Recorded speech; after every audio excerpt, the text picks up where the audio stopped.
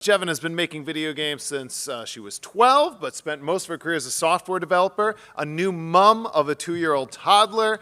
I know Jevon through her work on Adaptory, which has been really exciting to watch it develop over the last couple of years with code support at PAX year after year, and now out in early access earlier this year with very positive reviews. And I also know her through her excellent passion for diversity, equity, community, and art. And it's these things that she brings together: research, software, game development, experience, and inclusion in her talk. So welcome to the stage to carry us home, Jevon Wright.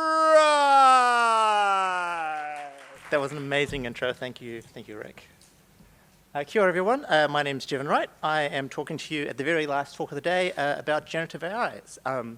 As a bit of an experiment, I'd love to invite you all, as an optional, to just stand up and breathe, because it has been a very long day. So stand up, look at the sky, and just up and down. That's perfect. Well done.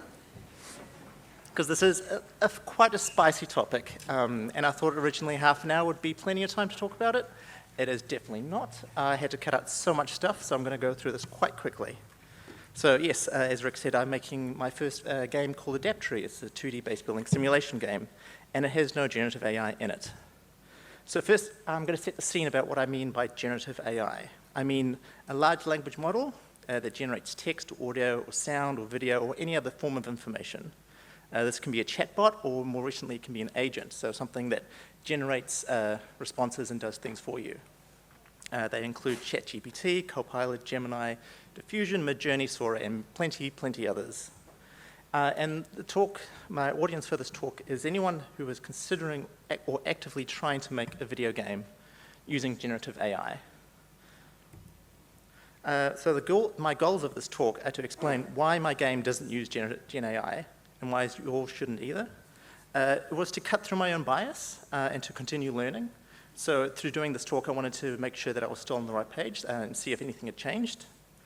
I wanted to share some of the research and insights that I've found over the couple of years that I've been doing this study, to try and pierce through the marketing hype that Gen AI has at the moment, and to provide some balance to some of the garbage that is coming out at the moment. Garbage like this, saying that AI will solve our infrastructure problems. That is incorrect. We need to build infrastructure. Or that AI will take over. That is incorrect. AI is, or LLMs are a technology. It is the humans that they want you, that you should be worried about, and they're going to be using this as an excuse to continue to consolidate wealth and power. So I just want to try and cut through a little bit of that. So who am I? I've been programming since I was 12. Commercially for 2 decades, which makes me very old. I have a PhD in computer science, which I studied modeling languages for web applications. Previously, I was a web developer, software consultant, and now I'm a solo game developer and a mum to a beautiful toddler who I adore, and she is doing so well. I'm deep in the trenches of Adaptory early access, which means that I am bug fixing, working on updates, adding as much functionality as I can, dealing with community, all of that sort of stuff. And I love to learn, I love to create, I love to teach, and I love to celebrate others' work. So as a caveat, there's only half an hour here to talk about a very massive topic. There's unlikely to be any time for Q&A, so please have a chat with me afterwards. And I'll be posting the slides and all the research that I've done on my website or on our Discord. So my game, in case you don't know about it, is called Adaptory. It is a 2D base building simulation game where you're looking after a crew of 4 explorers who have crash landed on a planet, and you have to help them get off the planet by digging, collecting resources, building things, doing research, and eventually getting off the planet.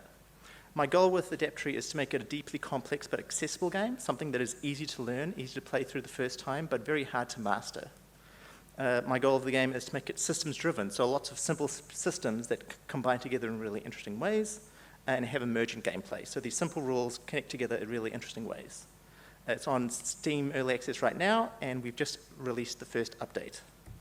And it looks like this. So here, for example, you've got explorers, you've got liquids and pipes, gravity, element simulation, so you've got water and oxygen and carbon dioxide, there's plants, there's a power system, there's storage, all these simple systems that connect together in a really interesting way. Adaptree is written in libgdx, which is the same as Slay the Spire, and some of you may know that libgdx is Java.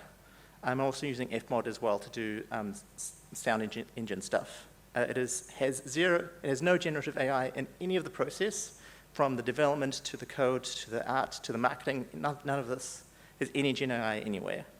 And it's doing really well, which I'm really, really proud of, actually. So why didn't I use Gen AI in Adaptree? Very simple answer. I started full-time game dev in 2021. Gen AI started to become a thing in 22, 23. I just needed to ship the game. I didn't want to rework my processes. I just wanted to get my game out. I already had a really good artist, a really good team, a really good process and community that was developing. And so I just avoided Gen AI so I could just focus on shipping the game that I was making at the time. But the more that I've explored and that I've learned, I'm glad to have kept the stance, and I'm going to keep it for my next game. Why do I still avoid using Gen AI? This is really where the talk gets quite interesting. So this is a talk all about communication. How exactly do you spell communication? Well, as you know, there are 5 C's in communication. There's one at the start, one in the middle, and then one at the end. This is the most popular website in the world. And for some reason, people think this is okay. So the first reason is that it's annoying. I find generative AI is really, really annoying. When someone tries to communicate with me using a ChatGPT response, I can tell straight away, and then my eyes glaze over. I'm like, why is this person wasting my time? Why would they rather get a chatbot to try and communicate with me as opposed to communicating with me directly? Why should I work with them at all? So I really encourage anyone who's using ChatGPT or something like that to compose responses to instead just provide your raw prompt. Do it in lowercase, do it with emojis, do it with smiley faces. This has so much more context and so much more information than the garbage that comes out of a Gen AI response. Point number 2 is that it's not actually useful. I'm going to focus on what I am probably the best at, which is writing code.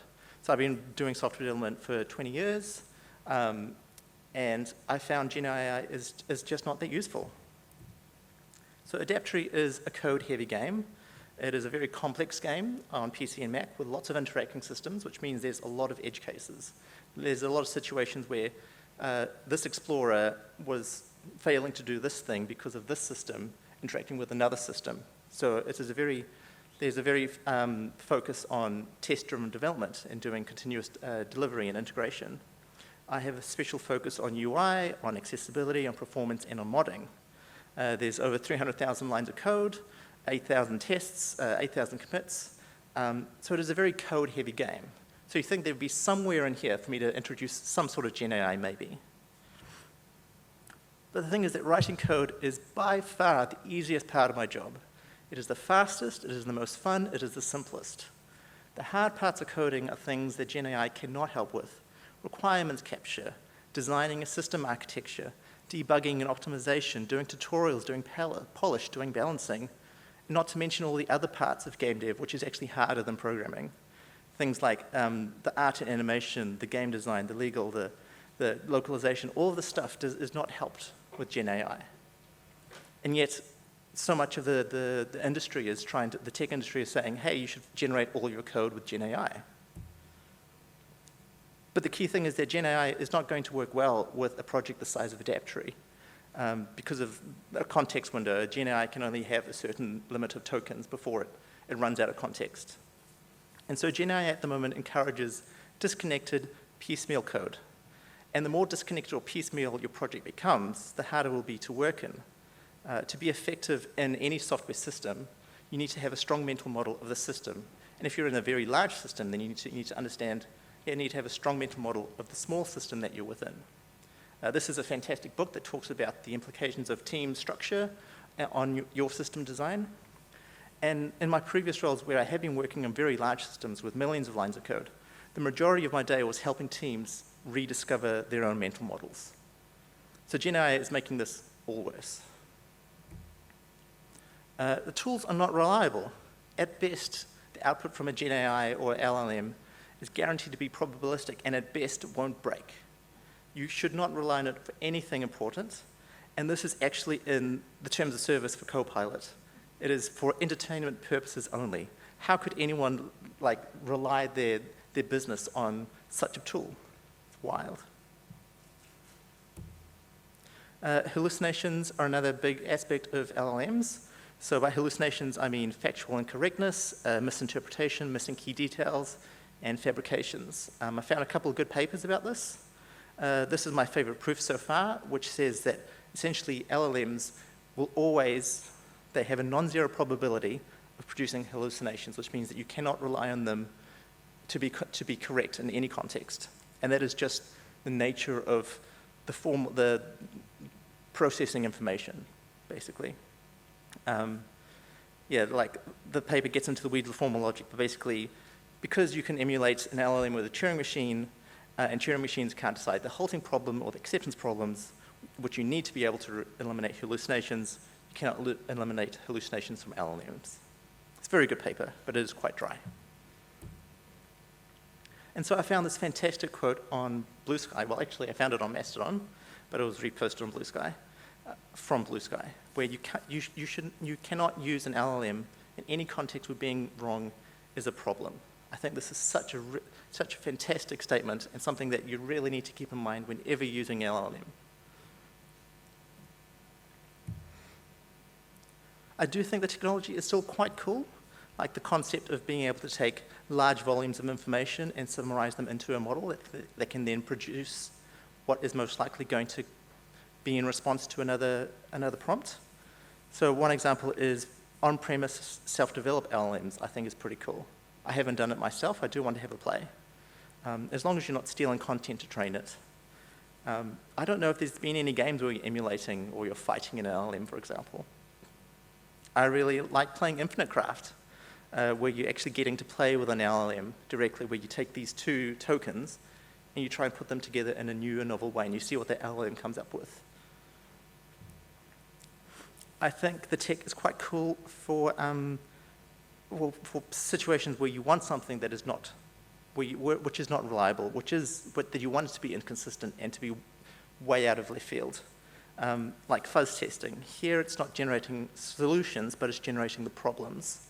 And it's okay for the LLM to be wrong. I just read this morning about some of the Anthropic Mythos bugs. Mozilla did a write-up about what's it actually been discovering. Nothing new, but what it has been finding is these really, really, really obscure bugs that are almost impossible to reproduce as an actual vulnerability. But it's cool that it can find these really weird edge cases.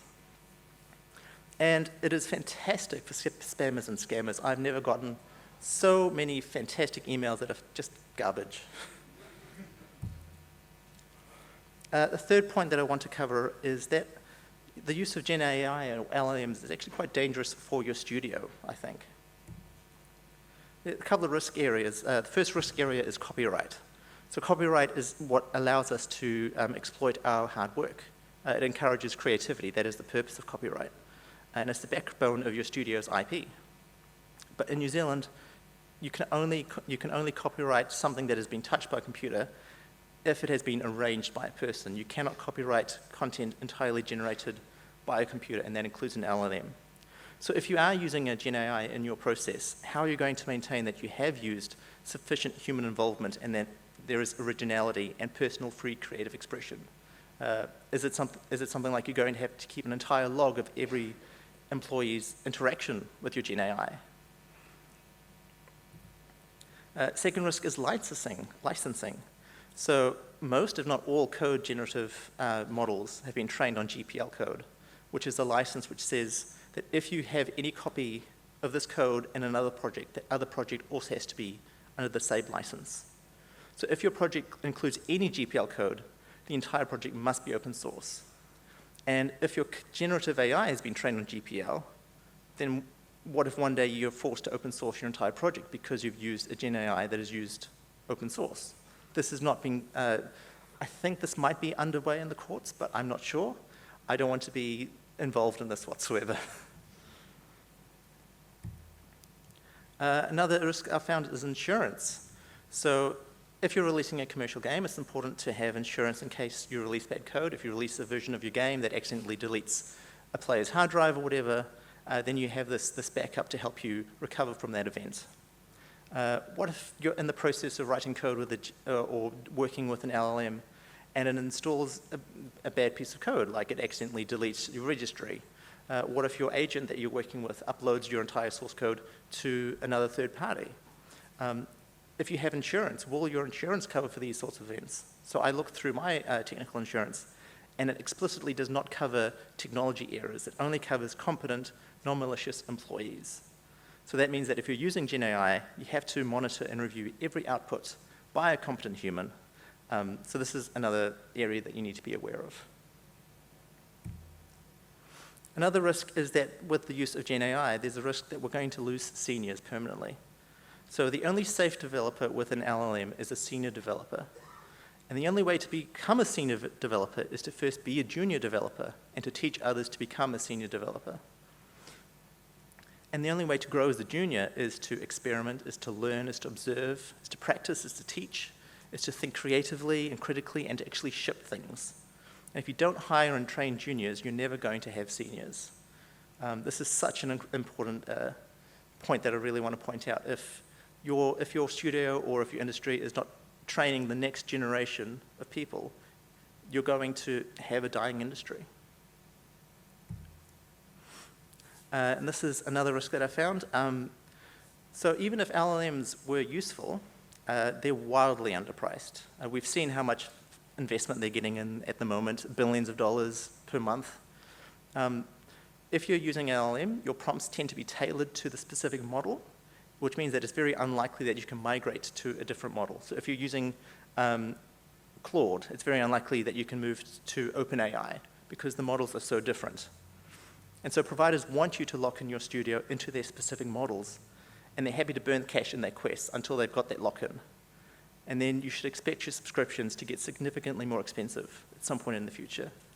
It's very hard to find out how much money they're actually spending, just based on the money that, like, for example, Anthropic has raised in the first 4 months of this year.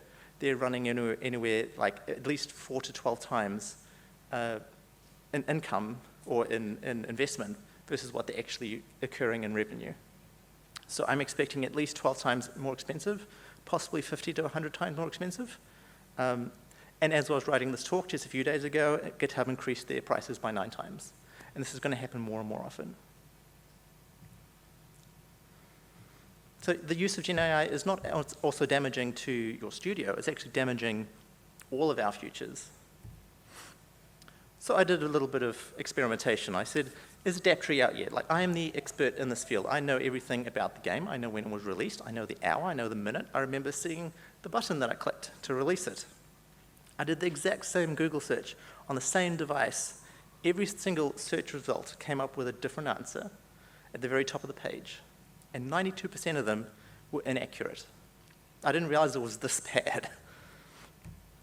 So I searched on Google for, is Adaptree out? Yes. Out, yes.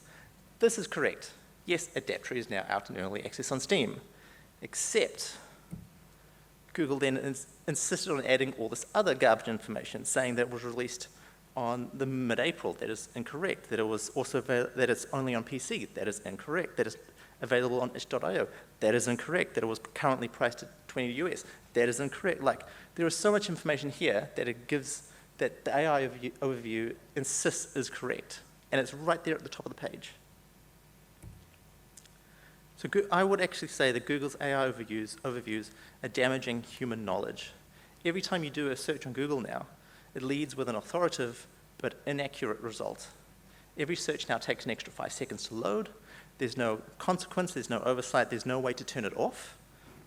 And this means that it's actually much harder to do actual research now, because when you're trying to do research, you have to mentally skip through the top of the page and try to avoid the bias that is introduced by this LLM.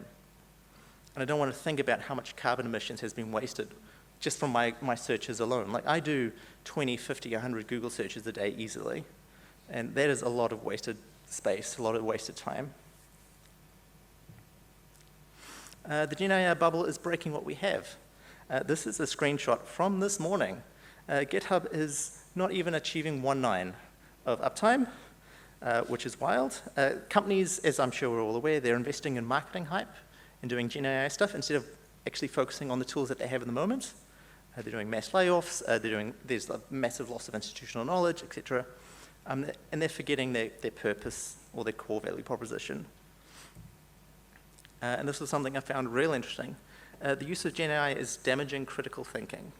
So to be effective with an LLM, you need to review the output critically. This is something that was repeated in all the research that I found.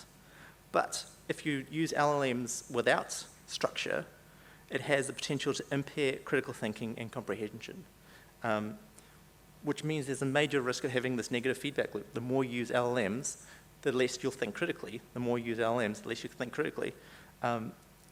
So as a suggestion, if you do use LLMs, use them rarely and never do it without some sort of supervision or review. And as a side, if you're using ChatGPT as your learning process, please don't use it. You're not actually learning anything. If you're going to university, you're there to learn how to learn. You're not there to learn specific facts. So learn how to learn as opposed to learn how to use ChatGPT. And I'm relatively new to the creative industry, but I can see that the damage that Gen AI is causing. It's an industry built on fraud, on stealing, on lies, and copyright infringement. There's no way for anyone to blanket opt out. I've already found that at least 3 of the papers that I did when I was a researcher are in a pirated data set, and I can't claim the class action lawsuit because I didn't register my copyright with the US Copyright Office because I didn't think I had to. So why would anyone create in this world when someone can steal whatever they're doing for model training? And so Gen AI is, I think, particularly harmful to indies, to artists, to authenticity and innovation. It's all just bad news. But then it just keeps on getting worse. I had to summarize these all into a single slide. Environmental impacts, the fact that companies are funding each other through these weird loops, the asymmetric job losses and amplifying power imbalances, how easy it is to make disinformation and deepfakes. If you're trying to create the perfect prompt, that actually it resembles addictive behavior.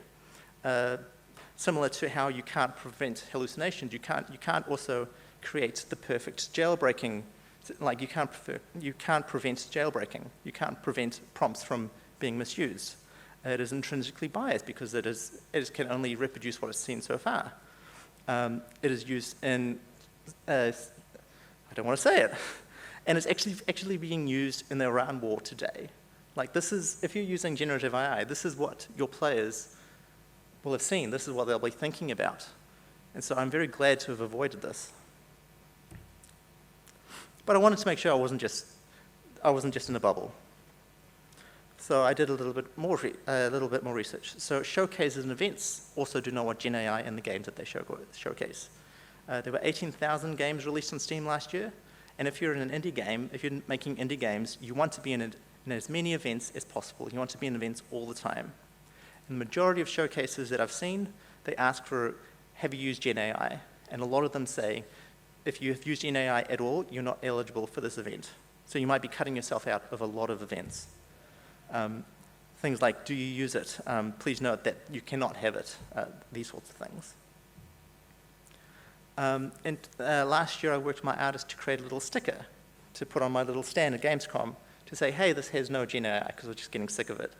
And players, game devs, artist media, they love it. When they spot it, like suddenly there's a conversation that we can start having.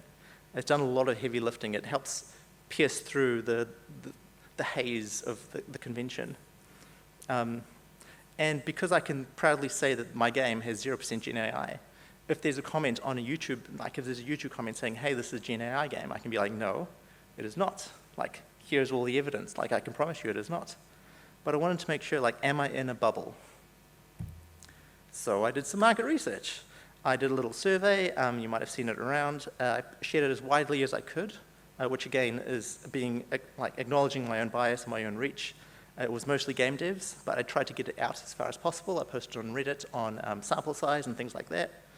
It ran for 11 days. I got 88 responses, and I sent out a full email with the full results. And so I can send you a copy of that as well. But in summary, I asked players, do you think a video game would be better or worse if the devs used Gen AI in these specific parts of game development? So writing, music, art, sound, marketing, support, testing, translations, programming. And at best, players expect that the game will be worse. On average, it'll make the game much worse. So this is neutral, and this is worse. So the players overwhelmingly think that Gen AI in a game is going to make the game a lot worse. I was really interested with this because I was like, oh, maybe translations might be useful, but no, translations are really, really bad. And another question I asked was, would you want to play a game that had Gen AI in it at all? And 60% said no, not at all. So this is 60% of your audience that you might be just, like, you wouldn't be able to address if you use Gen AI in your game. So to summarize, games are for humans. Games are millions of decisions. They're a deeply interactive art form, is what I've learned over the last 5 years. Every single time that you write a line of code, every single pixel or number or note is an expression of your idea or the idea of the studio that you're working for. As much as possible, every single decision in that game needs to be yours and not thank you, and not from a Gen AI. This was a great quote I got just last week from game dev Wellington. Every decision in your game is important and should be intentional. And it's really stuck with me. LLMs, by design, they can only reproduce what they've seen before. If you're using Gen AI in your game development process, at best you're only going to be recreating what it's already seen. But you're not going to have any of the deeper reasoning. You're not going to have any of the intent or the art or consistency or balance that was involved in those original decisions. So if you're using Gen AI in your game development process, you're always going to be fighting to assert a unique identity for your game. And at best, you'll make a bad clone of what is already out there, something that players do not want. And art is for humans. Games are art, created by humans. Art is connection, and humans crave connection. It's why we're here in this room. It's why we're learning from each other, not just to get information, but to connect with each other. Humans intrinsically cannot connect with non-human art. We crave authenticity, we crave personality, we crave peeking behind the curtain and breaking the fourth wall. And when I play Adaptory, something I found it's such a weird feeling is when I'm playing my game, it feels like I'm connecting with myself, and my chaotic, connected, playful mind is such a special and weird feeling. And I really hope that every game dev experiences that as well. So please go make your own game and not someone else's. And I recommend you read it.